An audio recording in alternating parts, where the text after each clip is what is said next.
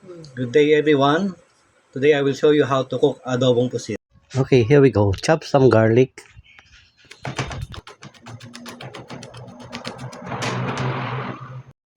Onion.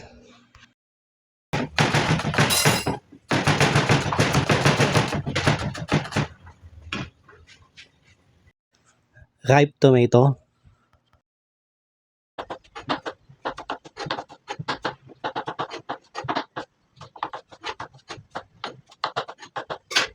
When cleaning the squid, wash it in the running water.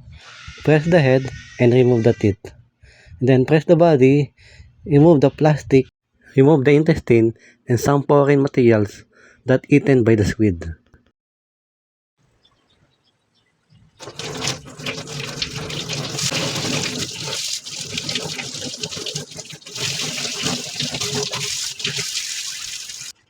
In the large cooking pan, heat up the oil.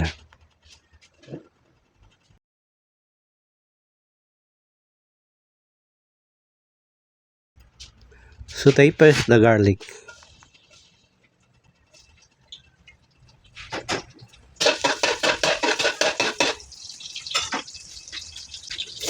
Then followed by the onion.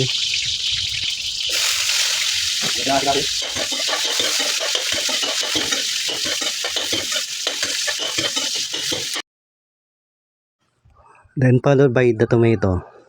Cook the tomato until the tomato become wilted or the skin start to separate from the pulp.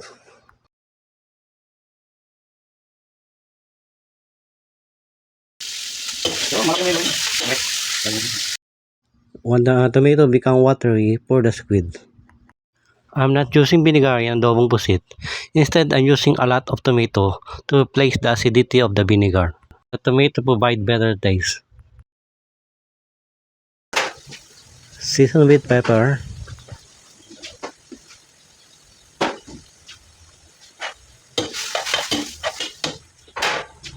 Add about half cup of oyster sauce.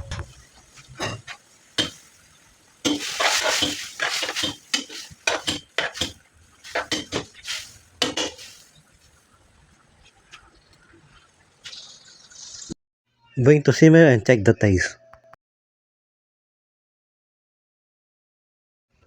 Our adobong pusit is ready.